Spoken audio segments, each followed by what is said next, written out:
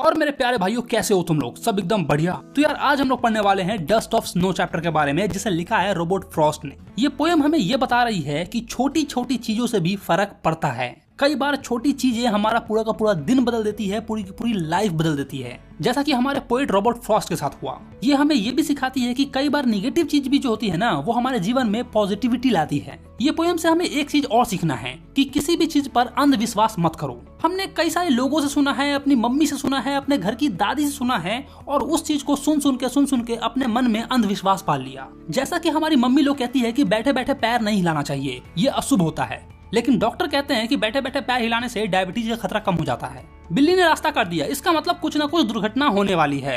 अरे भाई, मेरे नानी के घर में ही बिल्ली है, दिन भर रास्ता काटती रहती है, हमें तो आज तक कुछ नहीं हुआ। हाथों में खुजली होना, इसका मतलब पैसा आने वाला है। अभी भी हो रही है भाई, कहाँ पैसा आ रहा है, बहुत तंगी चल रही है। एक तरफ काला कौवा को मनहूस बोलते हैं, वहीं दूसरी तरफ काला कौवा से हमें ये सीखने के लिए बोलते हैं कि देखो घर में कैसे कंकर डाल डाल कर पानी को ऊपर लाके पिया जाता है, स्मार्ट वर्क करो। और कुछ लोग तो अजीब प्राणी है भाई, बोलते हैं जो पैसा वाला होता है वही टकला होता है। अरे भाई, पानी ही खराब है, सब टकले होते जा रहे हैं, सबके बाल उड़ रहे हैं। कहाँ से ऐसा ऐसा ज्ञान लाते हो बे? हम ये देखते हैं कि हमारे पोएट के साथ ऐसा क्या हुआ कि उन्होंने ये बात हमें बताई। विंटर का मौसम था और हमारे पोएट जो है ना, वो बहुत ज्यादा उदास थे, निराश थे, और वो एक हेमलॉक ट्री के नीचे से गुजर रहे थे। उस हेमलॉक ट्री के ऊपर एक काला कौवा बैठा हुआ था। उस काले कौवे ने स्नो के छोटे छोटे डस्ट जो है ना, वो हमारे पोएट के ऊपर गिरा दिया। इससे हुआ ये कि हमारे पोएट जो है ना, वो किसी चीज के बारे में गंभीर रूप से सोचते हुए जा रहे थे। जैसे ही वो डस्ट ऑफ स्नो उनके ऊपर गिरा तो उनका ध्यान टूट गया और उनका पूरा का पूरा मूड ही बदल गया, और आने वाला दिन जो है ना, वो पूरा का पूरा बर्बाद होने से बच गया। हो सकता है उनकी किसी से लड़ाई हो गई होगी, या फैमिली प्रॉब्लम होगा, या मनी प्रॉब्लम होगा, कुछ भी उनके साथ बुरा हुआ होगा, वो उसी चीज के बारे में सोचते सोचते जा रहे थे। हेमलॉक ट्री के ऊपर से काला कौवा डस्ट ऑफ स्नो गिराता है उनके ऊपर, उससे उनका ध्यान भंग हो जाता है। जिस चीज के बारे में वो सोच रहे थे उस चीज से वो बाहर निकलते हैं, और फिर जैसे ही वो नेचर को देखते हैं तो उनका मूड चेंज हो जाता है, और जो दिन उनका पूरा का पूरा बर्बाद होने वाला था वो बच जाता है। देखो, हेमलॉक ट्री जो है ना, वो एक जहरीला पेड़ है, और काला कौवा को एक निगेटिव वे में लिया जाता है।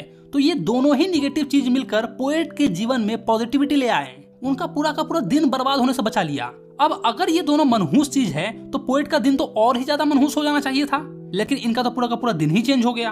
तो इसलिए हमारे पोएट कह रहे हैं कि कुछ निगेटिव चीज भी हमारे जीवन में पॉजिटिविटी लेके चली आती है, और कई बार छोटी छोटी चीजें जो है ना, वो हमारा पूरा का पूरा दिन बदल देती है। ये पोएम यहीं पे खत्म हो चुकी है, और इसका एमसीक्यू टेस्ट का लिंक मैंने नीचे डिस्क्रिप्शन में दे दिया है, आप लोग जाओ और जाकर इसे जरूर अटेम्प्ट करना। चलो तो अब हम लोग इसका पोएट्रिक डिवाइस देख लेते हैं, जिससे ये पोएम तुमको और अच्छे से क्लियर हो जाएगा। इसमें बहुत सारे पोएट्रिक डिवाइस है, तो तुम 2-3 याद रख लो। सबसे पहला है एलिट्रेशन, जब पोएम के एक ही लाइन में 2 वर्ड लगातार रिपीट होती है। For example, saved some.